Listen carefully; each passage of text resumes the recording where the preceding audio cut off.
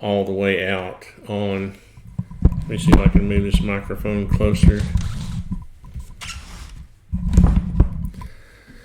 So I guess we'll just have to consider this a test because part of Patriot just typed out there. Whatever you did is supposed to sound pretty good right now. okay. So one of the things we're doing is obviously I have built this with Nightstrike's help. I've built this video conferencing, server similar to what he has on GunTube, and so part of the growing pains of this will be trying to test this and make sure everything's working. I thought it was working. It works in my live streams. When I do them on YouTube by myself, I just assumed that the settings would be working the same. It would work the same. But Patriot's anyway, last message, well, he said that you sound good now. okay, I moved the microphone closer. But I guess what I wanted to do was just provide some variety and something different. So I did do a little show prep, and if people want to follow along, I think I put the link in the description, but it's easy enough to find on ArtisanTony.com if you want to follow along, just to look at some links that we've got. I thought I would do some screen sharing, and we could just talk about just some of these subjects that I came up with. And if you always, I want you to chime in there, David. I don't want you to be too quiet, okay? Because I appreciate your opinions on things, and I think you're very knowledgeable. Once you kind of grasp onto a subject, then you have a lot of to offer. So what I'm going to do is I'm going to try to screen share and show some of the things that I have found. So one of the things I thought would be interesting to talk about is this idea of filtration in our homes versus or in comparison to the mask that so-called N95 masks, and kind of compare that to what you might be able to achieve in your home. So I thought what was interesting about, I always kind of knew that viruses were very small, right? And I don't know how well this is going to translate. Am I screen sharing there, David? Yeah, right now I see the different size, looks like bacteria and stuff like that, red blood Yeah. cell. And I had always heard that bacteria were a lot larger than viruses, but this kind of puts things in the scale. I thought it was really interesting. And again, I'm going to put these links in the description for people if they want to go check them out later.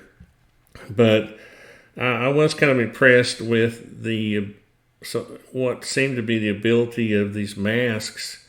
This small particle here, this 0.007, I think that's nanometers, compared to the coronavirus. And then comparing that to the bacteria, and then I think this particle here, this PM 2.5, is just a relative dimension. In other words, that's just showing you what a particle size of 2.5, I think that's nanometers is, and then compared to a red blood cell.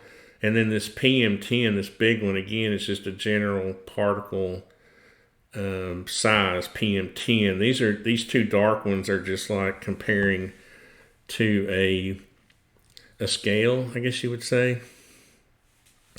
I think that's how I interpret that. What do you think about that? That sounds pretty legit to me, but I think we can go with that. But I thought it would be interesting to compare this to what you might be able to find in your home, right? So in my links, I have this wiki page here, and it said, I believe, that under structure down here, that the virus particles were around 120 nanometers, 0.12 UM, and I guess that's the symbol for nanometer, the UM versus the NM. Go Going back to your last picture with the PM and the 2.5. I looked it up real quick, and it says it's a fine particulate matter. So you're right about it. That's basically just showing that there's fine particulate matter out there that size. So I'm pretty sure what you were saying about the scales was right. Okay, cool. Because I had never heard of a PM10. I didn't know. I knew it wasn't a red blood cell because there's a red blood cell. But anyway, then I found this other cool thing, and this will all kind of come together. I think if people just kind of, if I can find my links again, if people want to just look at these different links, just to get an idea, I found this converter of microns, and this gets a little confusing, right? Because one thing I found was that there's no. It seems like there's. Well, let me just go back here. There seems to be this different. There's these different standards and ratings, right? Like you have what in our industry, in the construction industry, you have what's called MERV, and that's basically just an efficiency rating. It just rates materials. Actually, it's on a scale. The MERV scale is basically from 1 to 20, right? And the higher that number, the smaller the particle it can capture. I don't know if you can see these things, but again, I'm going to try to put all these links in. It's in the show prep. And so you can kind of look here and see that a rating of 19 would be required. Almost the highest MERV rating, the rating that we use in the construction industry for like filters, like for your home filters, it would be almost like the highest rating you could get, which would be, and we're going to look at like, typical filters here in a second and look at their costs. So I guess, I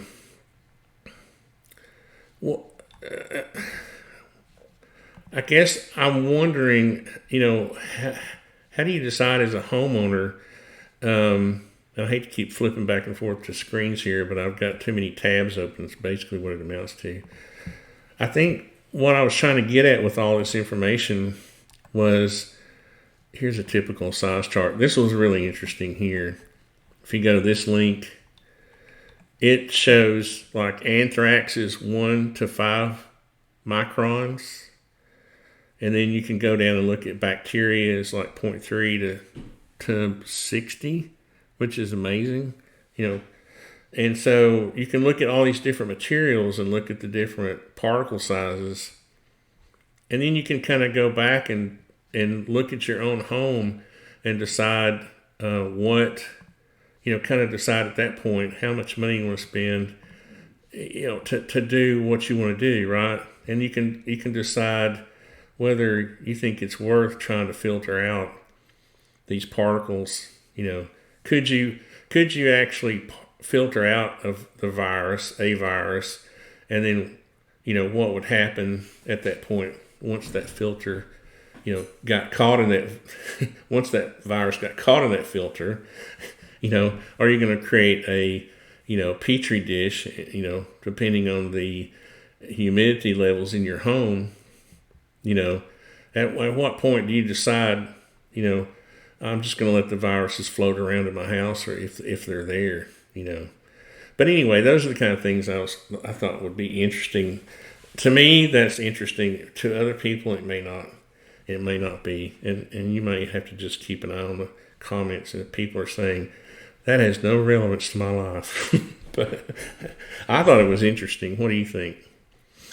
Well, I don't do HVAC work, but I have to be very aware of everywhere there's a vent in a house. When I do drywall work and we come to where we're going to sand, especially during the summer months, if you've got a floor vent or a wall vent, and your air conditioning is running, when I'm sanding, all that dust is getting sucked right through your system and blown all through the house. And now thankfully the sanding that we do is real precise, so there's not big clouds of dust like you would think in a construction site with, drywall guys sanding. Mm-hmm. But there has been a time where we had to do a bunch of that in a basement, and we didn't even the upstairs was completely, we didn't go up there at all. We were there for 3 days, and on the third day the contractor showed up and went upstairs, and it looked like somebody had snowed on the floor in their kitchen because we didn't cover up the vents when we sanded, and all of it got sucked right up into their upstairs and then just settled on that floor. So that's something that you got to think about is all the little vents in your house are blowing the dusts and stuff that's in your house in all the different rooms. So I mean, it's definitely a good idea to have a decent filter in your house for sure. And those filter, and like when we're building a new house, we buy these cheap, rough filters, and we just change them out really often when the drywall's being done. If the AC is on, and sometimes it is. Like in the winter, we'll have the air conditioning already running by the time, and so and especially like when you're punching out a house, what we call punching it out. It's like doing a punch list. The drywall guy may come back and do some finishing, and we have to deal with that dust. And I don't know, I have a video, it's kind of funny, about dust and smoke detectors and how they can affect, that drywall dust can set off a smoke detector. I've set off more smoke detectors with drywall dust than I Than a fire. guarantee any fire has. Yeah. And Uh, sometimes the customer's cool with it, sometimes they're not. Sometimes I have to buy them a new filter, a new thing, because it ultimately comes down to we know it's going to happen. So we usually mask them off to keep the dust out of it. But the problem is if you mask it off too much, it'll build up heat and go off too. right. Well, we have these little, I don't know if you've seen those little yellow covers that come with the smoke detectors in new construction. I wish my camera would come off my computer. I would show you right now this house I'm living in. I've actually left the dust covers on, and I know that's a cardinal sin, but I'm so tired of the smoke detectors going off that I need to go around and take some of those covers off. They're still there, and I'm actually moved in already, to this house. It's kind of funny. And what we do is we will take and tape off all the vents. And then for all your floor vents at the end of the day, if we're doing a repair in your house or whatever the deal might be, we'll take off the grate and vacuum out as far as we can get our, vacuum handle to reach inside to make sure it's nice and clean. And you'd be surprised when you pull up somebody's vent, there's always a whole bunch of junk laying right there at the mouth of the vent. So I thought what would be kind of cool too is just to talk about the pros and cons of. Well, I really haven't shown these yet, but I did do one thing. I do want to do is I'm gonna have, if you go to the show prep link, um, there will be like an Amazon link, and I don't want to turn this into a commercial, but there is an Amazon link that has these filters that have the different ratings that you can buy.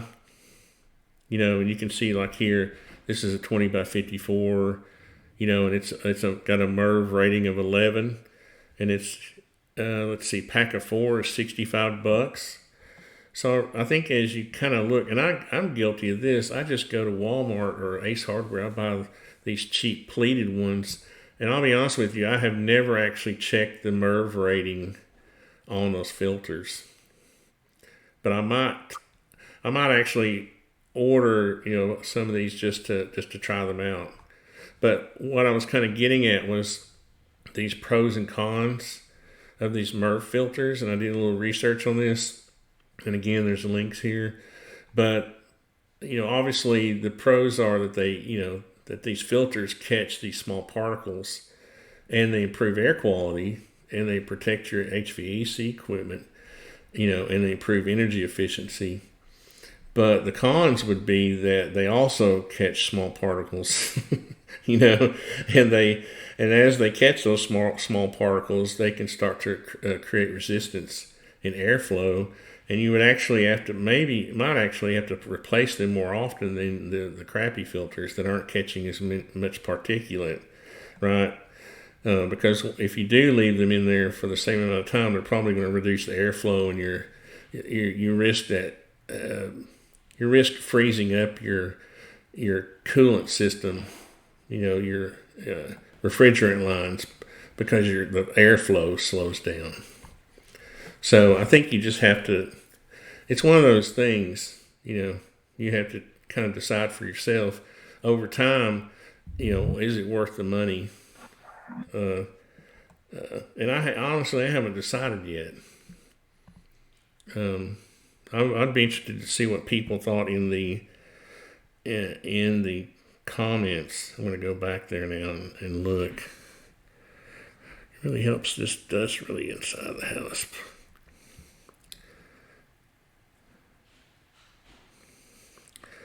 So Patriot in the Dark says, I have one of the Echo thermostats that connects to my phone, and it tells me to replace it every so. You know what? I've seen that.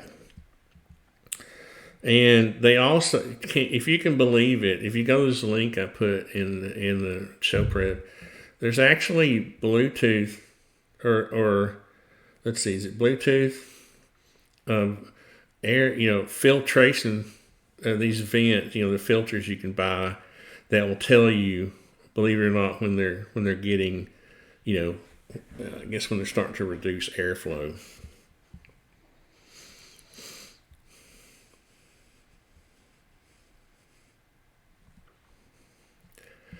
But I think what we're doing is obviously since I'm in construction, I have this layered system of dust control. Like when I come in my garage, I have one type of floor mat that catches large particles of dirt and sawdust, and then when I get to the door, there's another floor mat, right? And so by the time I get inside the house, my feet are pretty much all that particle, all that particulate matter has been pretty much removed, as long as I'm not muddy. But I think because a lot of how we get that dust in our house and that particulate matter is just by bringing it in on our feet, Yeah, I mean, throughout our daily travels, we're picking up pollen, or if you're in construction, you're out on the field, you're sawdust and other kinds of dirt and drywall dust from the job is on your clothes when you come home.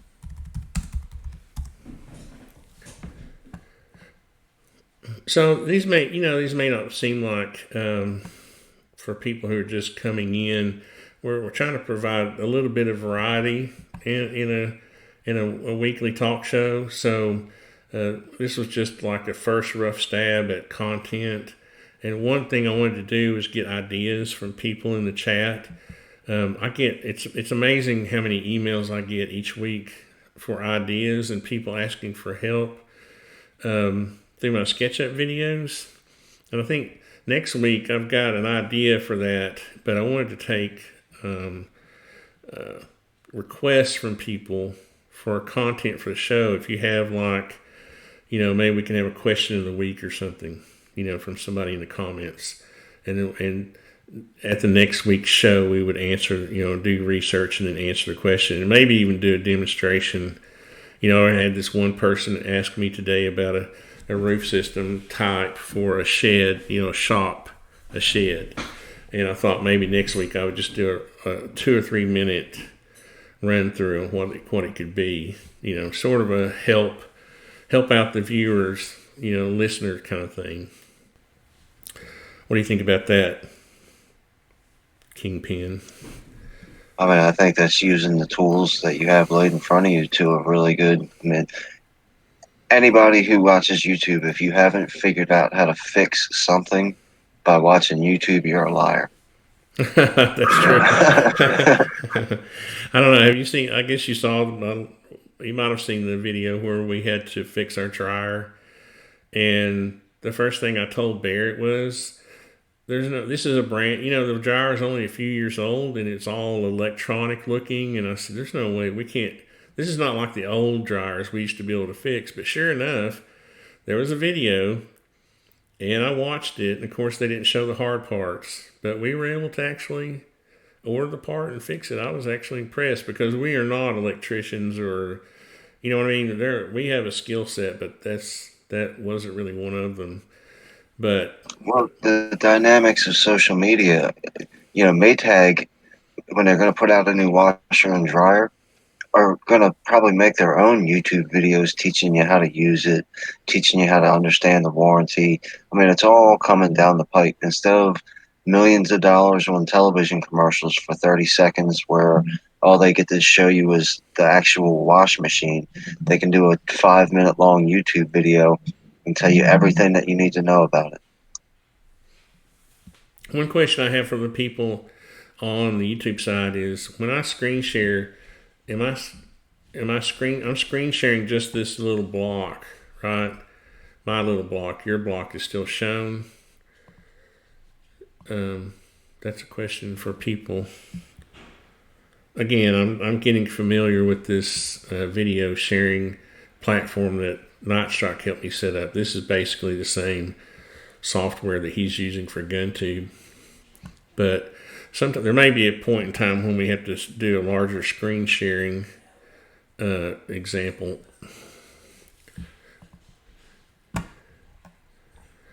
But I didn't, it's funny, I didn't want to get into too much controversy, but, I,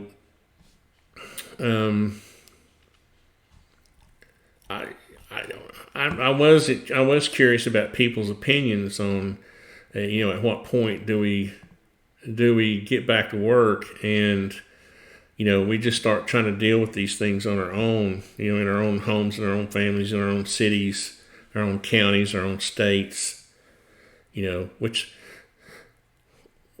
Which is kind of funny because I didn't actually hear. I need to go back and watch what President Trump said about the federal government's authority over states. I don't know if he was misquoted. Maybe he wasn't, but I think it is going to have to be a state by state issue as far as when the states get cranked back, when they start getting back to work. What is your thought on that, KingPin? All these states understand that they have zero money left, and all the big packages that they promised all their state citizens is all the money's gone already, and all the pretend money they can't make any more pretend money, and they understand the federal government's already spent more pretend money than it can. They're all going to have to put. Look, the biggest issue so far is we haven't felt the domino effect yet. Because I'm still working. My dad asked me today, he said, I can't believe you're still working. People are still having you in their house, and then they still have money to pay you. We still got contracts coming in. So sooner or later, the guy that needs his bathroom fixed has been out of work for a month and can't afford to have his bathroom fixed anymore. Right. So once the dominoes start falling is when we're really going to start feeling the pinch in the economy. Because the pizza shop that's open right now is fine because people still got money. When people don't have money, they're not ordering pizza. And that's interesting because construction was deemed necessary, so we didn't actually ever stop working, but it hasn't caught up to us yet. In other words, we had projects that were in the pipeline, and we had obviously haven't completed those. Those people already had construction loans, for the homes we're building.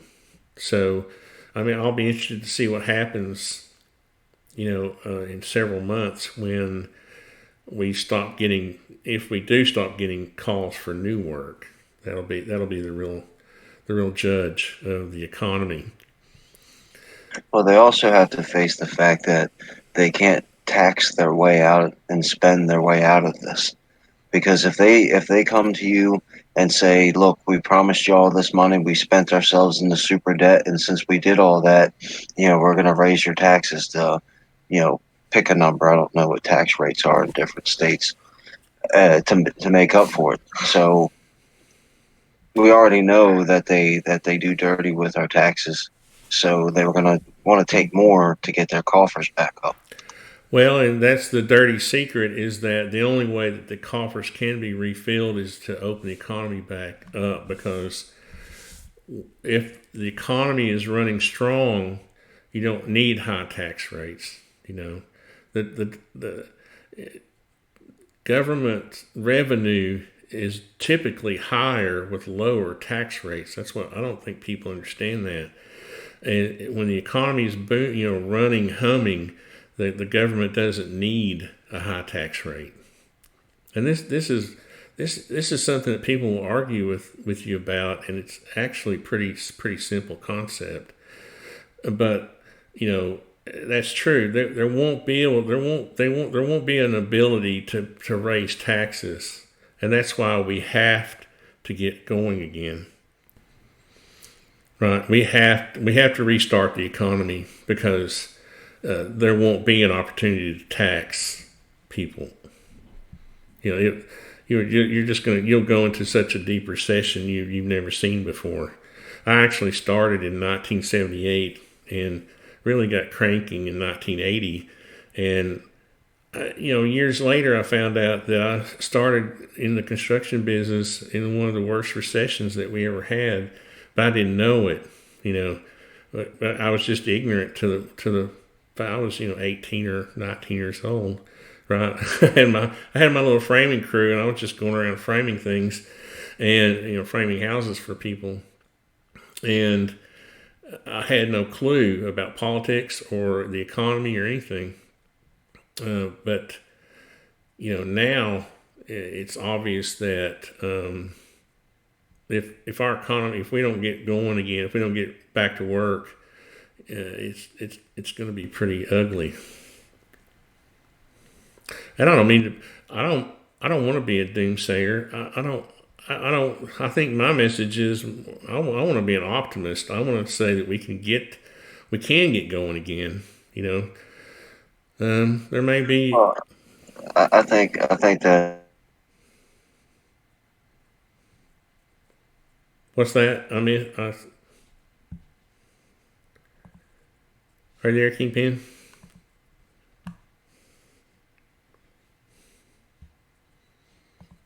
Did I lose you?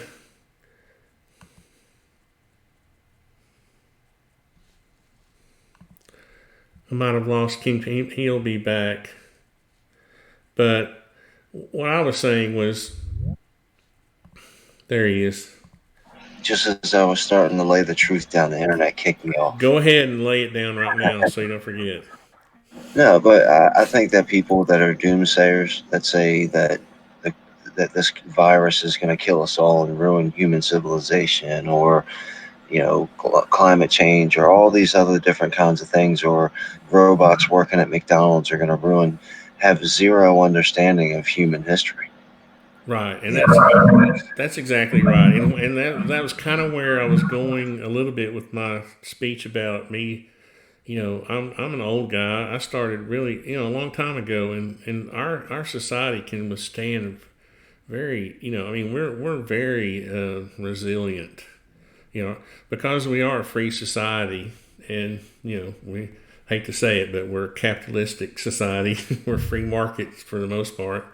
I know a lot of people will disagree with that, but we can withstand a lot, and we'll get going again. We just have to be brave. Honestly, there's going to be people that die from this, and we may just have to go back and call them heroes. The people that said, "Yeah, I'm going back to work," and ended up dying because they didn't have immunity, or there was no, vaccine or no antibody serum or whatever.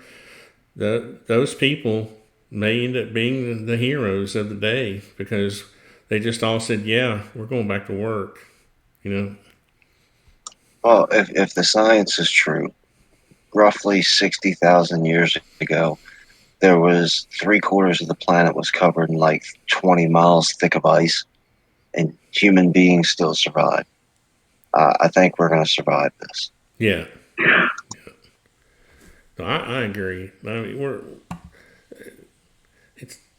we're actually, and I hate to say this because people have died and those are real people, right? But we're actually pretty lucky that the virus, even though it is highly contagious, that the survival rate's like 98%. So it could have been a lot worse.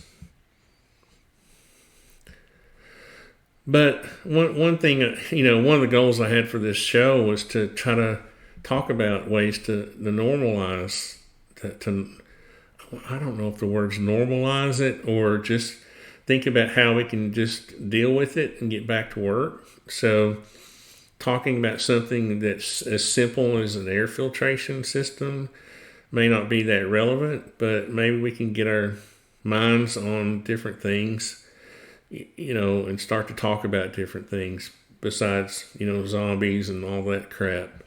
Well, think about the tinkerers. A bunch of guys and their wives don't have much to do, so they go out to the garage to get the lawnmower ready to cut the grass for the spring, and it's broken. And they sit there and they take it apart and clean it and fix it and get it running. And now they've accomplished something, and they don't need to buy a new mower every time. And then there's going to be a bunch of houses that did the same thing, and now they have a broken mower, and they're on their way to buy a new mower. So I mean, there's going to be people who like Patriot said, adapt to what's going on and overcome, and then there's going to be people that figure their own way to adapt and overcome. You know, Things change. What's the old saying? The only constant is change. Right. And those people who are willing to learn, that's one of the things. I mean, I don't know if people know this, but for about 5 years I've been writing a book called The Artisan Philosophy, and one of those things that I talk about as far as being an artisan is that you have to have the mindset of continuous change and learning and adapting and changing with those changing times. That's basically the concept of continuously learning is part of that artisan philosophy. Once you think that you know it all, that's when you start to lose the overall fight. And I go ahead. Sorry. I was just going to say it's kind of like the 1911.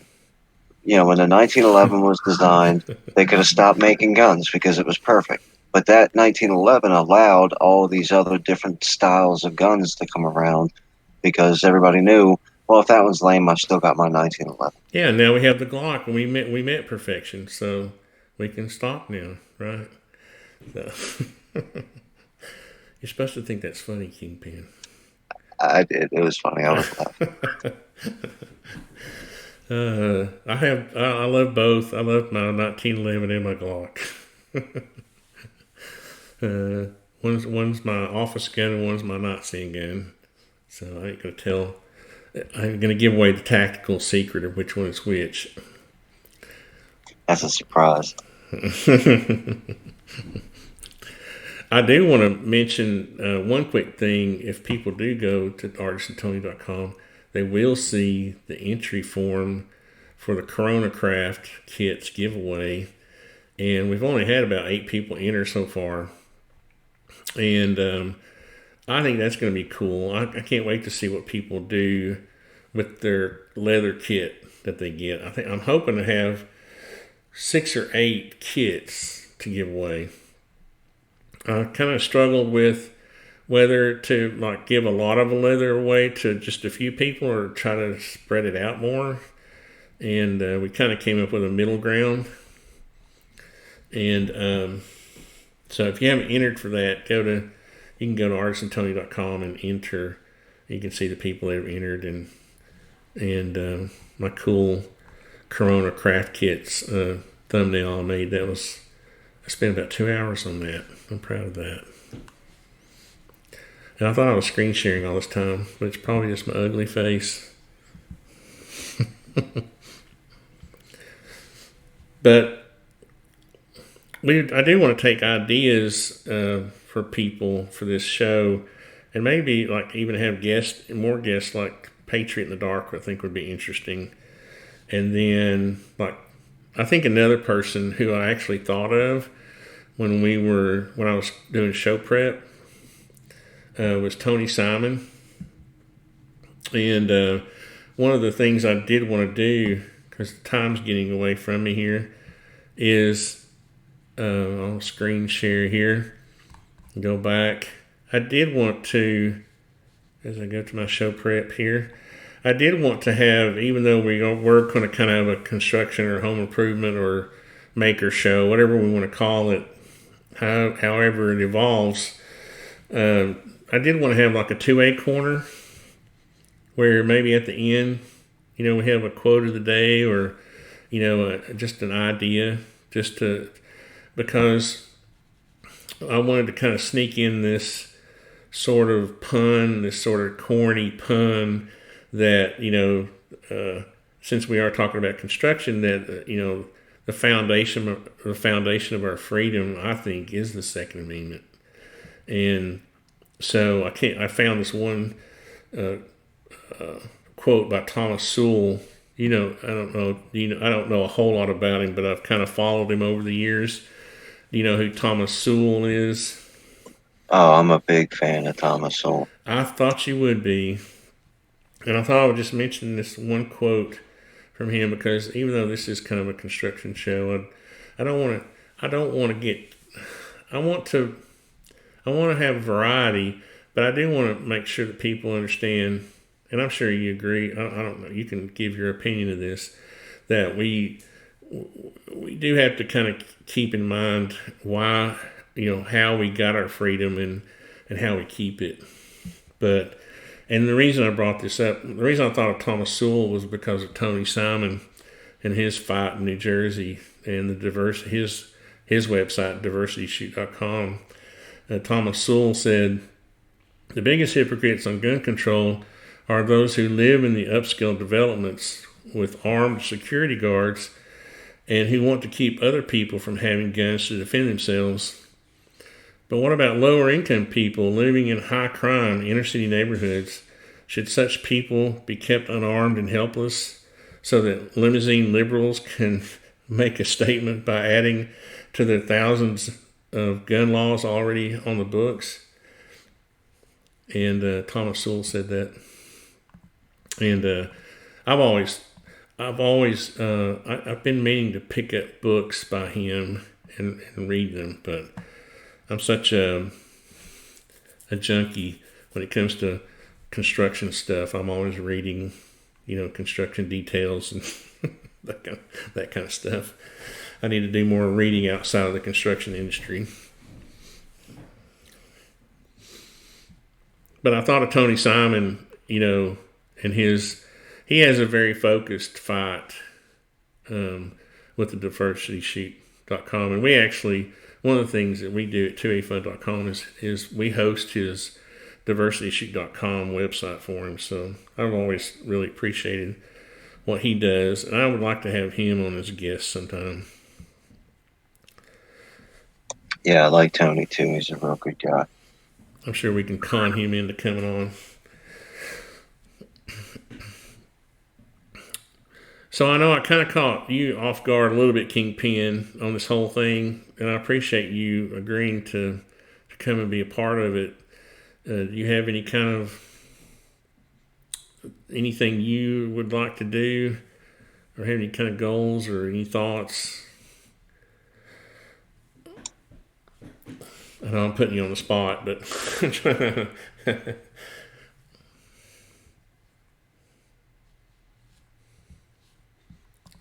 Well, I lose him right when I ask. It's funny, every time we get to a point where I've got KingPin on the spot, he gets to jump out in the network. One thing I'm going to do is I'm going to contact the company. Are you back? Yeah, that's kind of funny. It's kind of funny. Every time you get on the spot, it kicks you off. It's kind of funny, but it's a conspiracy. I am gonna contact this company and see if there's a way. I don't know. I can pay for higher bandwidth or whatever, to see what. Do you experience that too on GunTube, or is that common, or is that do you think that's Well, for me specifically, when people started using StreamYard, I would get kicked out a lot. I guess my system got used to hosting on StreamYard or opening StreamYard, and then the same thing with the chamber. The way Night Strikes got it set up, I got kicked out a lot, but now both of them work fine. So I would imagine the same thing is this is just new to my system or whatever the way you got it set up. So I imagine I'll get used to it. It'll stop kicking me out as much. Let's see. John Z says, "Hey Tony, I see you lost my invite, huh? What are you talking about, John Z? What invite? What invite? Um, but I missed. You're right. I did miss it. But send it again. But I've been kind of out of the loop on, the sort of hangout, sort of, talk show, whatever we're calling these things now. So I will see, because it is a lot different from, just the whole technical side of it. The streaming, all that stuff is different. When you're trying to do 2 or 3 people. And I'll check to see if there's anything. I'll check with Night Strike actually to see if there's something I can do with the stream settings to make that better. But I do want to have it so that we can have guests. And what do you think about that? I was asking you, one of the reasons I asked you to be a part of this thing was because I appreciate your opinion on a lot of stuff. And I think you have a really grounded opinion. And you're kind of like me in a way that you don't let too many people, you might even get yourself in trouble like me sometimes because of your opinion. You have, I don't know, I have this impression that you have I have a personal filter that I use. I did this video 10 years ago or something, where I actually went through my personal filter, and I talked about the standards I use and how I filter things as they come in. But I don't know if that sounds any kind of related to the way you operate when you think about things and you hear things. Yeah, I try to be as open minded as possible and listen to whatever whoever might be saying about whatever.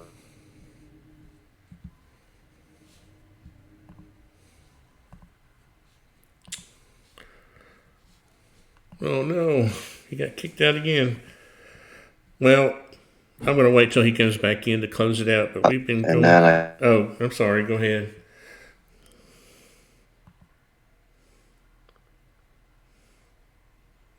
I keep losing KingPin, which is sad. What we'll do is, again, next week we'll try to have a few more people, and I'll have try to do a little more show prep, but I do want to have like a variety of subjects, and I was kind of hoping to take suggestions or requests, like I mentioned early on when we started, where if you have a special need for something, related to construction or home improvement or anything at all like that, or any kind of even opinion based thing, you can make a request and we'll go over it in the next show. But are you back, KingPin? yeah. I apologize for that. I don't know if that's some setting or whatever, but I'll try to fix it for next time. It's no big deal. I'm used to it. Like I said, all the other platforms that did the same thing. So I was going to ask right quick, anybody on the YouTube side have any ideas for content? You can send them to me at tony@artisantony.com, and also don't forget to enter for the Corona Craft Kit giveaway. Hey, Tony, you're building me a shipping container home. Oh, ha, ha, ha. We'll have to do, I didn't want to beat a dead horse, but we might have to do a show on shipping container homes. But I just figured people were tired of me talking about it, by now. But and we just might have to get your opinion there, KingPin. I had it's kind of funny. Based on my experience, basically 40 years of building, I was really puzzled when this whole, when the internet came along and this whole container thing, shipping container thing became popular on YouTube. And it seemed almost like a fad, It's almost like the 10 millimeter or something, But tiny houses were a fad too. Yeah, that's right. It kind of came along with the whole tiny house thing. And my pet peeve with the containers was that for the price of a container, and I actually showed this in one of my videos. I actually literally did a material list right in the live stream, and literally went to Home Depot and checked every price. And I was actually able to buy the floor system framing, the wall framing, all the sheeting, and the I think I even got the rafters in there. I basically could have built the shell for the same price of the shipping container, right? And the point is that I also made it 12 feet wide, a human scale little tiny home, because the 7 feet is just, even putting a queen size bed in a room that's 7 feet wide is just not very practical, Don't you have to dig a hole in the ground for those too, or are people building them all like above ground as well?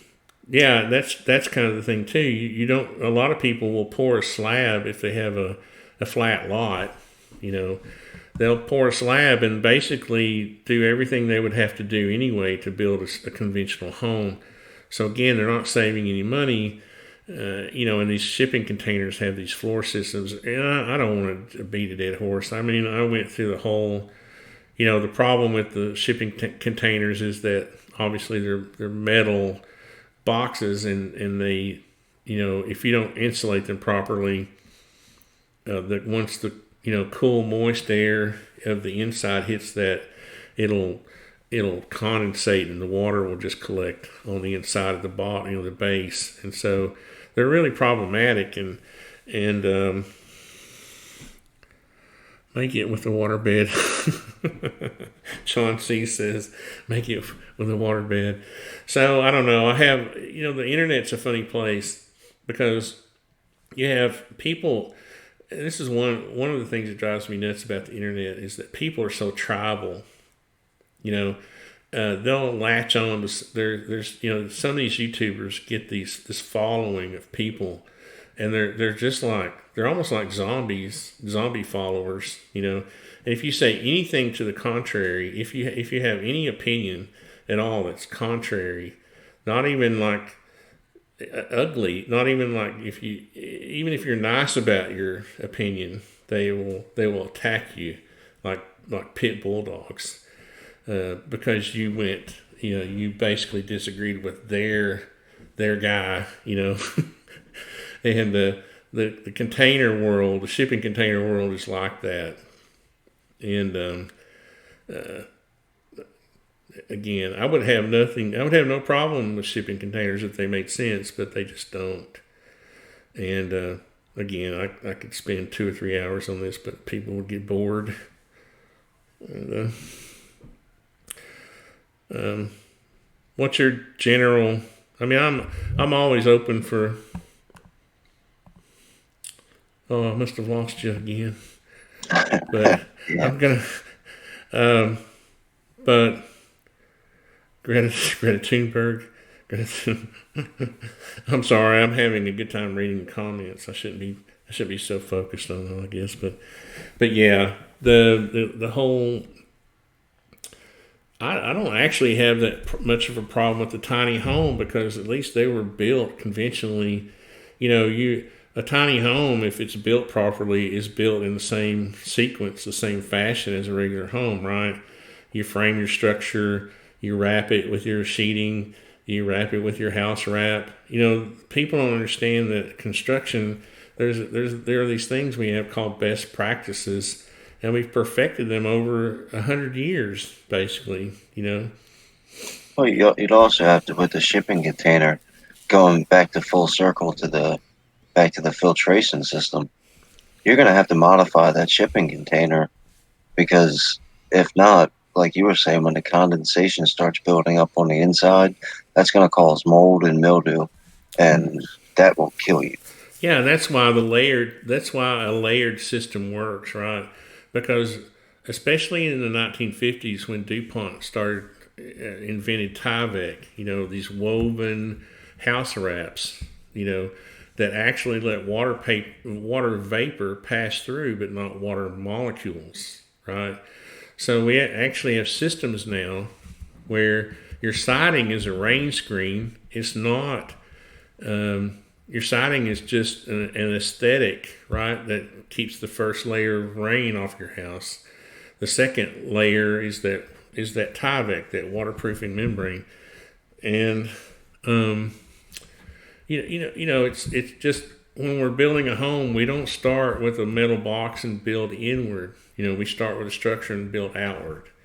You know, so again, I hate to beat a dead horse because I talked about this for hours in my videos, but if anybody has any specific questions about, you know, just take doors and windows for example.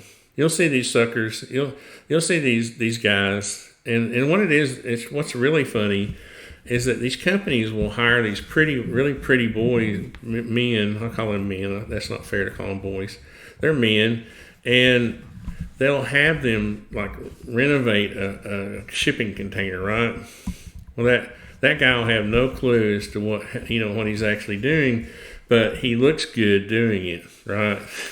So it doesn't matter whether he's attaching a window, the window flange to the outside of a shipping container, when you have no opportunity at all to tape the Tyvek that's supposed to be, you know, the house wrap that's supposed to be over that flange and taped in a certain manner based on manufacturer recommendations and requirements, actually, or void of warranty.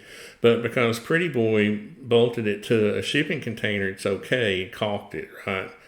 And that's the thing that really is hard to watch. Those are the things that are hard to watch on the internet.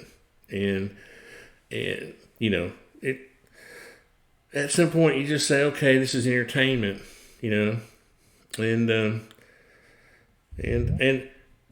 part of my guilt, part of my guilt is that I actually did help. I had an active duty Chief Don. I don't know if anybody's seen those videos. Had a active duty fellow who was a chief warrant officer, you know, in the CBs, and I helped him with some drawings and some material lists, and it was literally putting roofs over shipping containers. And so now I have to deal with this people saying, well, you're a hypocrite. No, those were used for storage, okay? They were used for repairing Humvees and storing, you know, grenade launchers. They weren't for human habitation. The military even builds their own freaking, you know, barracks, you know, that actually have air conditioning, you know. Well, innovation isn't going backwards. You know, if shipping containers made for efficient homes, I think builders would have started using them 60 years ago. Thank you. Yeah. And I consider myself one of those builders because I am, you know. After 40 years, I've gotten to the point to where I can call myself, I'm a licensed general contractor, and I build new homes and custom homes.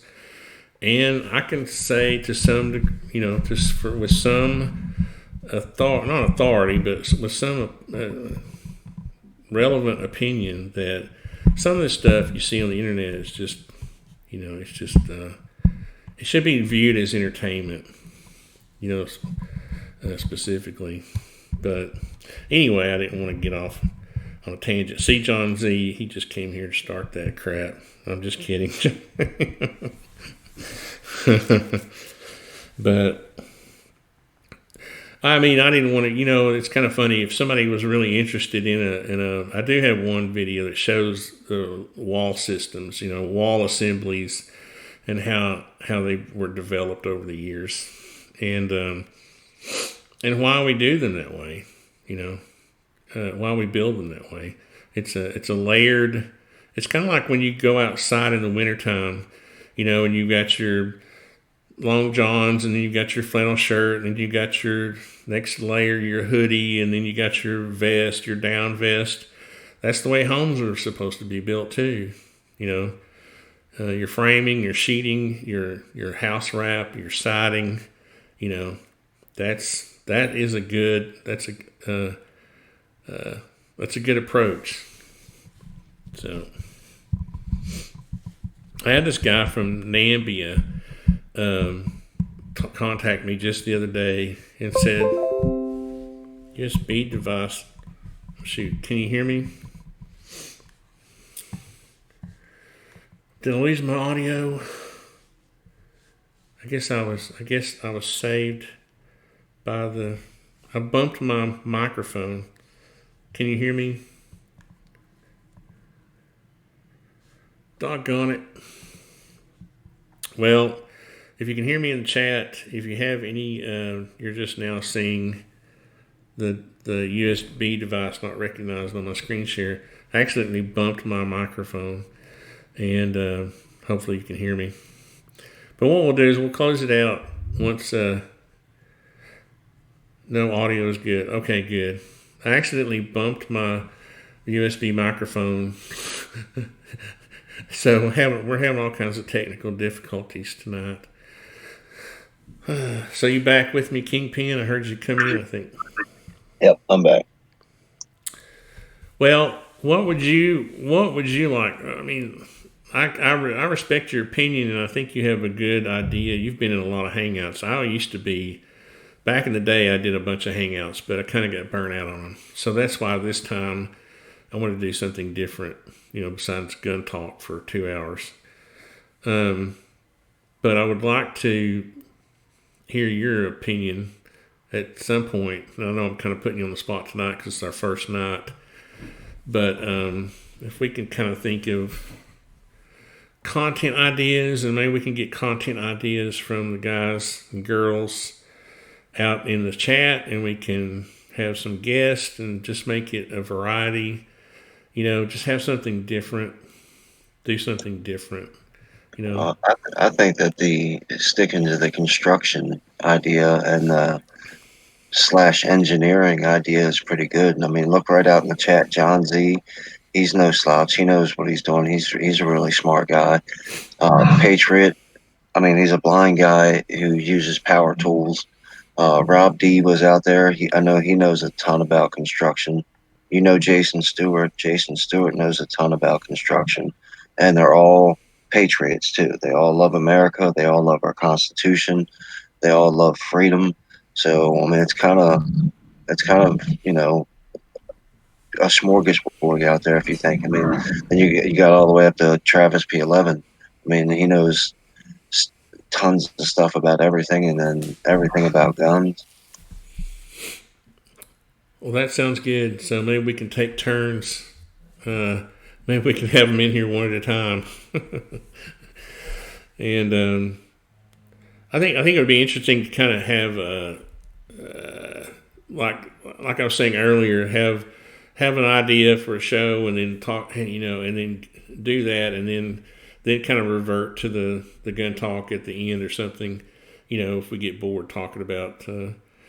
But I just wanted to try it, and see where it went. I mean, I think it's pretty interesting, and what's the worst that can happen? People don't watch and we stop doing it. Or we enjoy doing it whether people watch or not. That's true. That is true.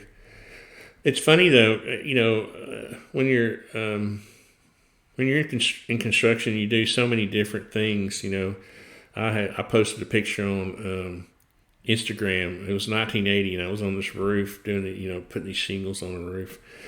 And even one of my guys that works with me was like, "You did shingles?" I was like, "Yeah." When I first started, we did everything. It wasn't so specialized back in those days.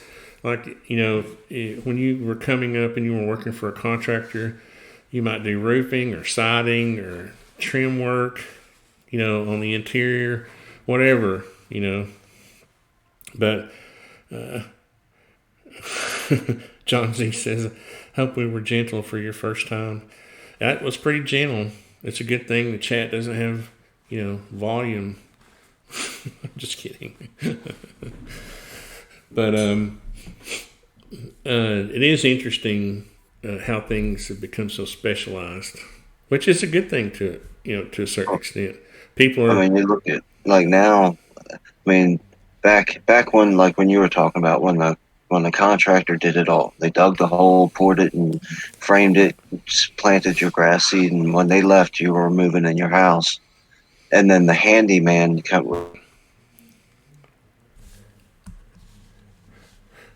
Oh, I hate it when we lose KingPin. He's such a smart guy. He's such a good guy. I'll just talk good about him until he comes back.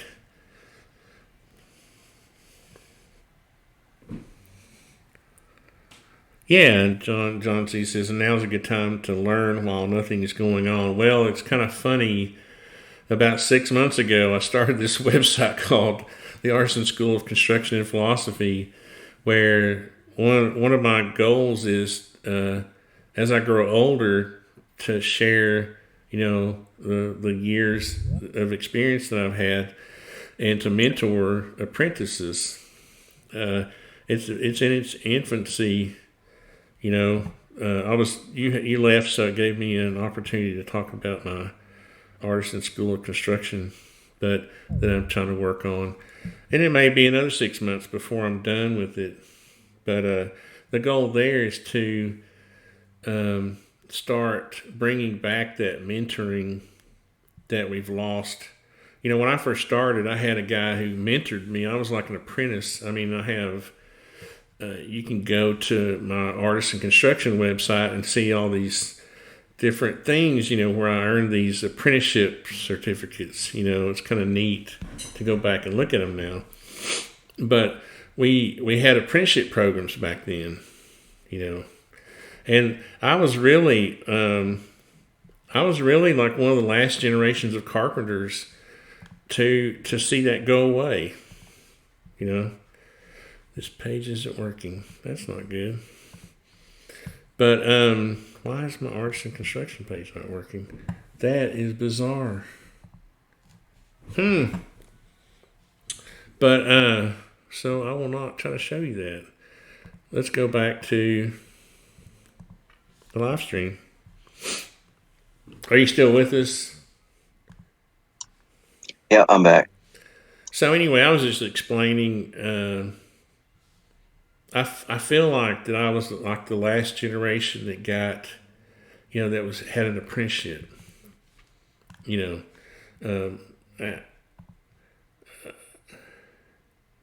I'm sorry, I'm a little distracted to try to figure out why my Artisan Construction website's missing.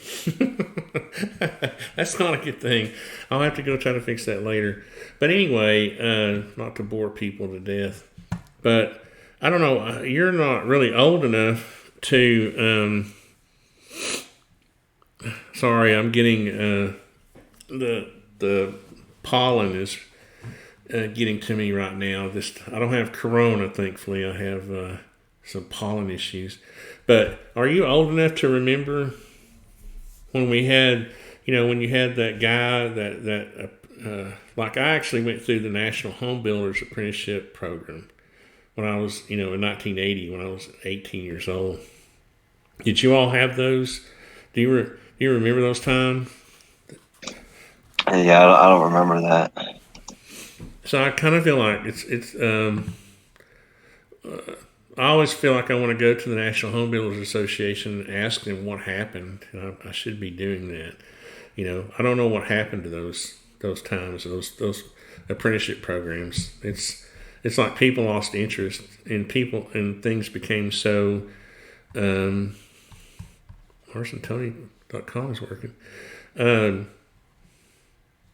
really depressed. I'm really like sidetracked now because I don't know what happened to artisan construction LLC. But anyway, maybe the service you're using is doing maintenance. It might be, but it's the same server that hosts ArtisanTony.com. So it's odd. Can you talk just for a second? Yeah, maybe you got too many windows open. I don't know. I know less about computers than I do anything.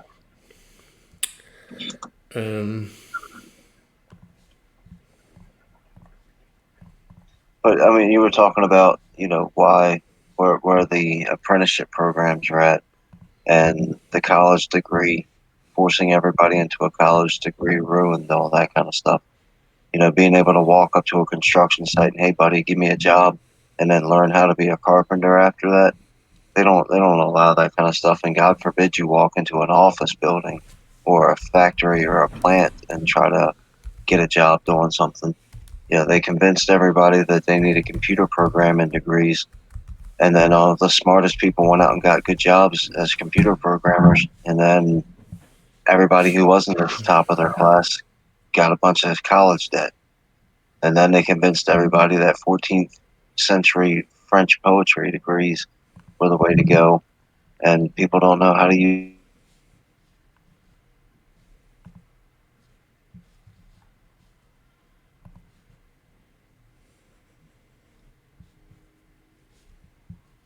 You still there?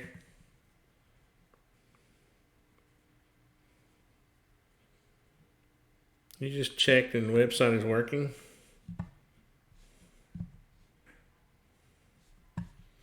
Now let's go.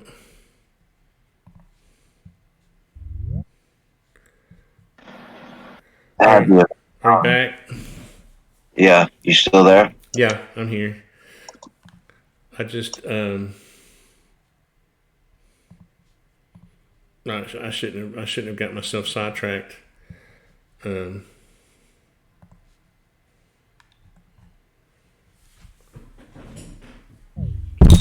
gonna tear myself away from this issue with my website. Oh wait, I did it. I fixed it. Okay, I went and reinstalled the core files on my website.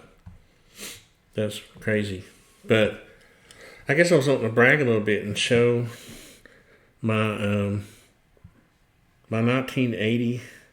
Where's my 1980? This is one of my most prized possessions. I don't know if you can see this. Can you see it? Yeah, your certificate. Yeah, 1980, 1,050 hours of building trades. 1980. And just to show people that these things actually existed back in the day. This is my National Home Builders Apprenticeship certificate. This is again 1981. And we need to bring these things back, This is, there's another one here. But anyway, not to bore people, but just to show that, in those days, here's the other one, National Home Builders. These are all old, these are my, and when you get old like me, these will be this is what I'm encouraging young people to do now, is collect these things. These will be your prized possessions when you get old. And you can show, the goal there is I show my, I can show my grandkids, Barrett, his wife is pregnant. She's going to have a baby in October. And I'm not going, just like I did not do with my two sons, I'm not going to force them to go into construction. What I did do is encourage them to develop a passion for something and train themselves and, and become a student of that thing that they love. And so it's interesting to look back on those times, and to go back and understand the history, and when you're a parent or or even a grandparent, you can encourage young people to do the same things, to develop an interest and develop a passion for something and continuously learn. I'm a member of the Construction Specifications Institute, and I have to have professional hours, and that kind of reminds me every month that even though I love learning new things, it reminds me that I need to I need to do that. And if anybody's in the construction industry, the Construction Specifications Institute is a great organization to gain a professional membership in. They have certifications you can gain, and it's a good overall organization to become a part of. And I lost my place. I got to get rid of some of this garbage that I've opened and get back to the chat here. Let's look at the comments.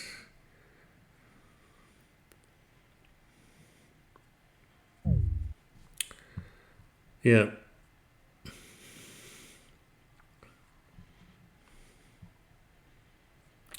The apprenticeship or builders, is that the same people that give you the building license? No.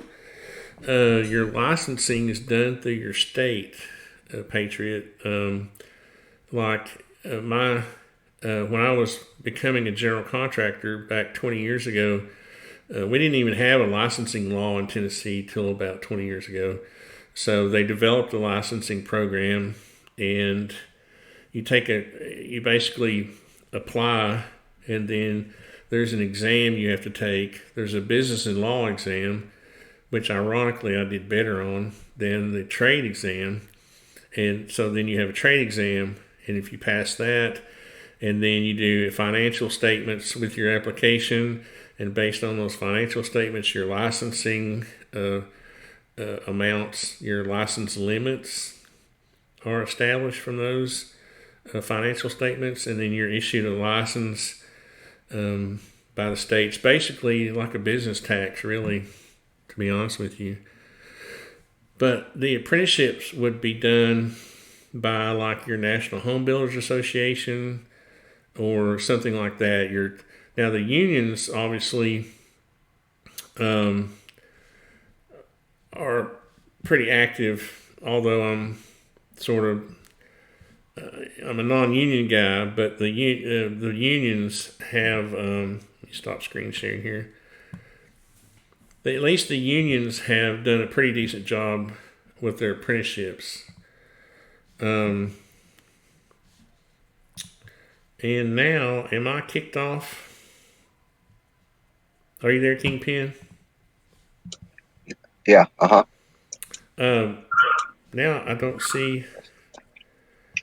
Your camera was off. Now it's back to the little. I guess if my camera's not going to work, I might as well go back to screen sharing. But even though, and I don't want to, there's a lot of politics involved with the unions.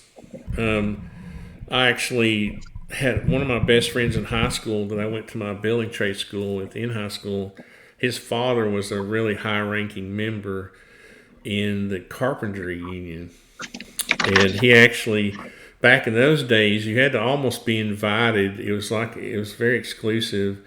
The carpenters union the test was like 10 pages of math. There was no carpentry on the union carpentry test. To get into the carpentry union was 10 pages of math, and I saw that as an exclusionary method to keep people out.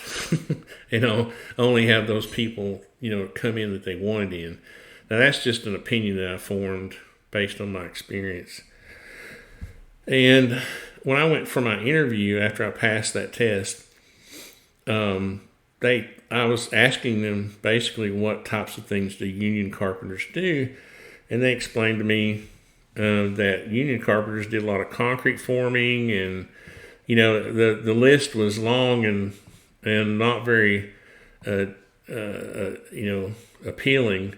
So I didn't join, and I was basically ostracized by my friend. My best friend basically quit knowing me, disowned me, because I refused to join the local carpenters union.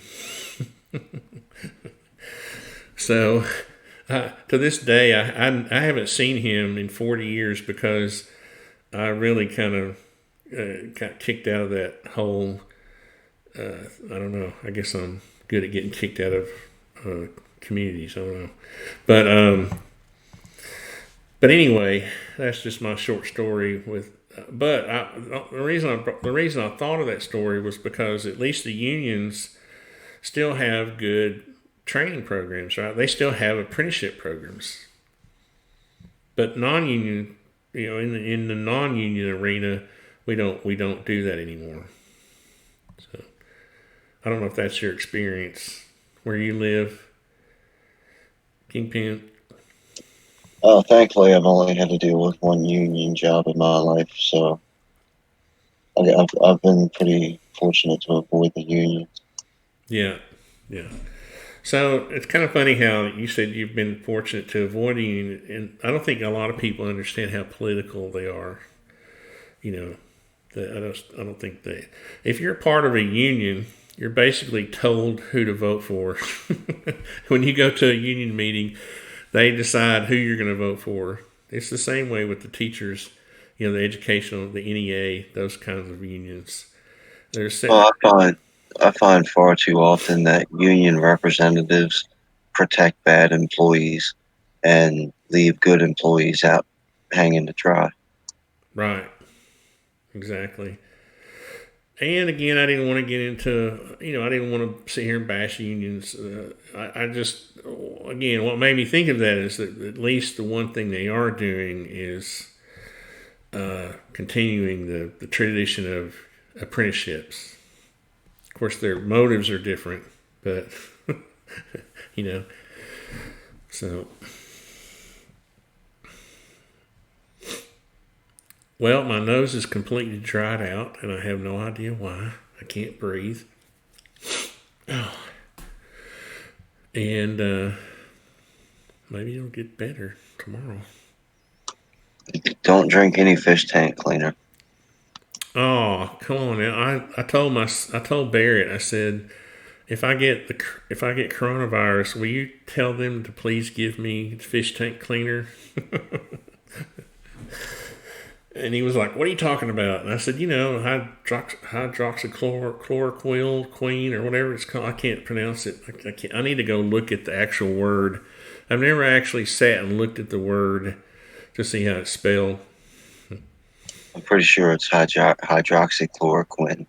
Hydroxychloroquine. That makes sense. I know that isn't there like a brand that just shortened it to chloroquine or something? Yeah, I think so. But, now that it's popular in the lexicon, 10 million people say it 10 million different ways. So now it's going to be a debate forever on how it's pronounced. I read a study. What was the study that just came out? Was it a European study that claimed that it had no effect? And so it's hard to know. Honestly, that's going to be one of those where you're going to see propaganda from both sides for 10 years, and we'll probably never know. I don't know. What do you think about that? Well, yeah, Rita Wilson already came out and said that her doctor gave her hydroxychloroquine, and she said it made her feel sick. But the symptoms that she gave were symptoms of that are exacerbated by the coronavirus. So the medicine didn't make her sick; the sickness made her sick. But she hates Donald Trump, so. I hear that a lot.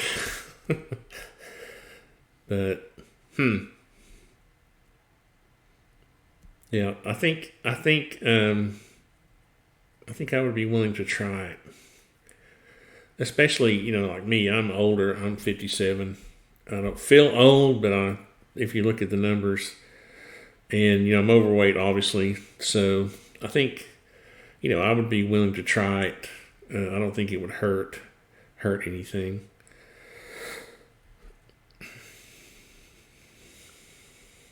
Yeah, it's been tested for decades, so it doesn't have a big track record of killing people. You might want to check your filters. Patriot in the Dark says, I was born in Flint, Michigan. That's all.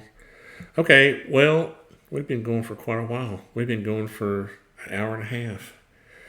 And so if people will send their ideas to us, or if they want to join us next week, what do you think? How many guests should we have at a time? 1, 2? Well, I mean, it depends. I prefer if you're going to have like a topic driven, pointed kind of show, to have less people on the panel. That way you can get more, 2 or 3 people, 4 people, whatever. You can go through the cycle a lot more and get more information. Where if you're going to have more of like a hangout and more of like a variety type show, then it's cool having tons and tons of people in there and kind of yucking it up and having a good time. But it really all depends on the severity of the topic at the time. Yeah, I agree. I was curious to see what you would think. I agree that it's all about really kind of show prep. I only prepared for like an hour for this show, and I was hoping to get out of that. I was hoping to get ideas from people who, like in the chat, because they're the people that have to listen, and they don't have to listen. I appreciate them listening, and so hopefully we'll get some ideas of what kind of things that are interesting. My problem is I think it's all interesting, but that doesn't mean other people. Like I could sit and talk about concrete footings for 2 hours. Somebody else might think that's boring.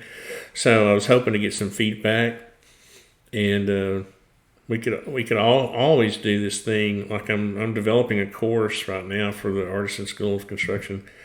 That's like how to build your own home, as like you're acting as your own general contractor. And I start from the foundation and go up. And I actually have a project I'm using as a test home for that. And we've basically dug the basement, so we're at the beginning stages. So it'll be interesting to go through that. But if people did want to just kind of start and talk about roughly, the phases of how things are built. That was one idea I had. Each week we kind of go through, just spend 20 minutes on the foundation. The next week we spend a little time on framing and that kind of thing. Or if we just have, maybe we develop ideas, between now and then. And obviously I want to hear your ideas. I mean, you could even, do a sub-series where you, just like you were saying, go from picking the lot to...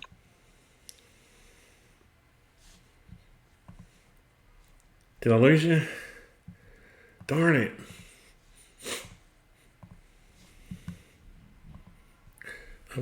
So my goal for next week, besides good content, is to figure out how to keep... I was just saying my goal for next week is to try to figure out how to keep you from getting booted. It'll get used to it. It'll be fine. But it may be that there's something in my, the way it's streaming, the way I've got the stream settings set up, and we'll have to check those. I'll check those off. Yeah, New York Outcast was talking about his opinion on unions. I do try to be a little bit careful, because I realize that people listen from all over the country, and some of this is cultural. Like in the South, the unions are not accepted very well at all. I don't know if people know this, but we've got an Amazon, distribution center here in Chattanooga, and we also have a Volkswagen plant, and both both of those, the Volkswagen plant, there's this, faction of people who want it to become unionized, and then there's the whole state basically trying to keep it from becoming unionized. So it's a constant little battle going on. But that's a cultural thing, and it's a regional thing. And like I said, in the South, we don't get along with unions too well. But in the North, it's just maybe a way of life, or out west. So I want to keep that in mind. I think Patriot might have a topic he wants to discuss. What is that, Patriot? Drywalling, pouring base. Oh. Well, Patriot, you could give us some show content ideas.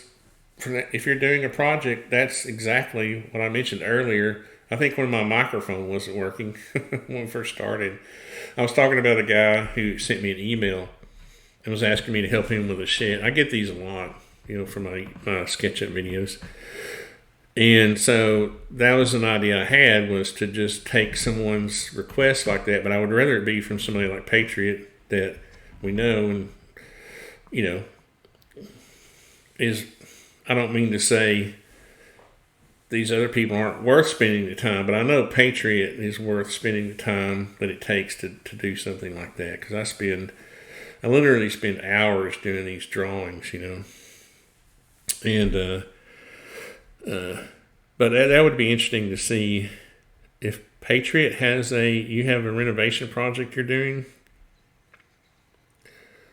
Is that? I think eventually I'll get used to KingPin jumping in and out. Am I not here now? Oh, yeah. I was asking you, is there a project that Patriot's working on right now? Looks like he was joking about drywall and pouring a basement or something.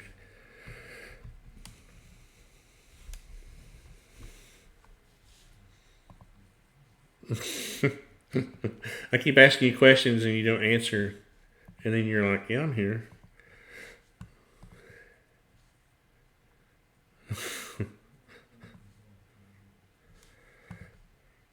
Okay. Well, anyway, so this will be a good test for me to see if I can handle Chinese water torture.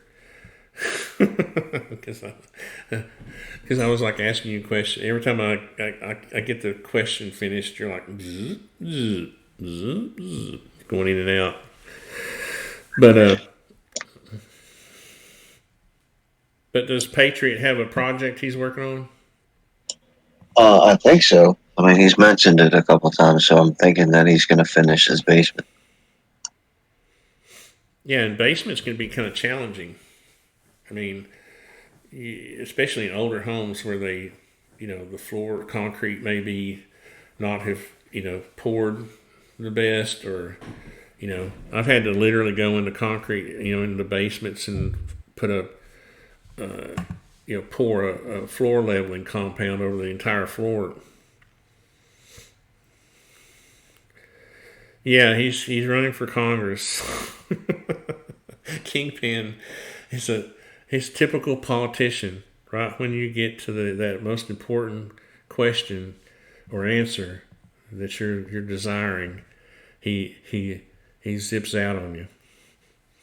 But what I'm going to do, I'm going to be prepared for him this time. When he comes back, I'm going to end the show. I'm going to ask for content ideas from you guys out there. And if somebody's interested in coming on, like Patriot, if you've got a project you're working on, you could come and be a guest, and we could talk about your project. And then that would be our content idea for that week. But my mouth is getting really dry now, and my nose, I don't know why. Just being in this chat for like an hour and a half, my nose completely just went dry, and I can just barely breathe. So, going to be starting soon. As soon as Michigan let me buy supplies. Oh, now you could probably order. I order a lot of my materials online, actually, and especially since today's climate.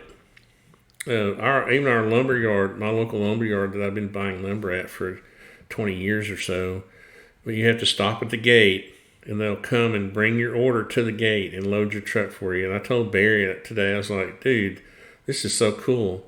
We need to continue this coronavirus thing because I don't have to get out of the truck and load up lumber. Patriot lives in Michigan, so he's under some seriously strict constraints right now. I saw where they were basically protesting at the the state capitol because of the governor, her orders. Yeah, New York Outcast is correct. I forgot. I haven't done hangouts or anything like this in so long.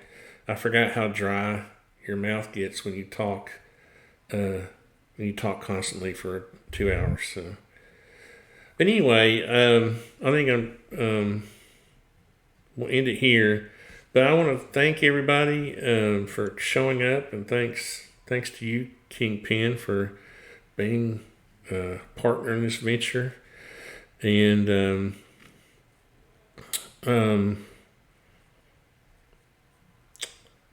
being dehydrated is no good, and most people are. I know. I go out and do construction during the day, and when I get home, it's like I eat dinner, have a glass of tea, and that water is just out of that tea is just absorbed in 30 seconds, and you're still dehydrated. It's like you can't get enough. She's horrible. She just doesn't want all of us going to our second, third, or fourth vacation home here in Michigan. Yeah. That's funny. Okay, you back? Yep. All right, we're going to end it here. We almost went 2 hours, and which is cool. But maybe I got my content out. Maybe I didn't. But maybe next time I'll have better content. That'll be a goal. And please send in your ideas. And you have anything to close with before you get zapped again? No, thanks for having me. It was a pretty cool conversation. I think the ideas got potential to be pretty fun. Thanks. I'm saying thanks in the comments. And yeah, thanks again, KingPin. I really appreciate your input. You have, I don't know, I remember the first time I heard you talking about something, I thought it was kind of cool. The way you approach things is really kind of cool. And you were the first person I thought of when I was thinking about this show. And so I appreciate you doing it. And next week we'll try to make it better. Well, thank you very much. All right. Well, thanks, guys. We'll see you then. By the way, don't forget to enter into the Great Corona Craft Kits giveaway. I'm going to have a video in the next day or so showing some of the leather projects I've made over the years, and maybe that'll spur people to enter. Thanks, KingPin. All right. You guys have a good night. Thank you. See you.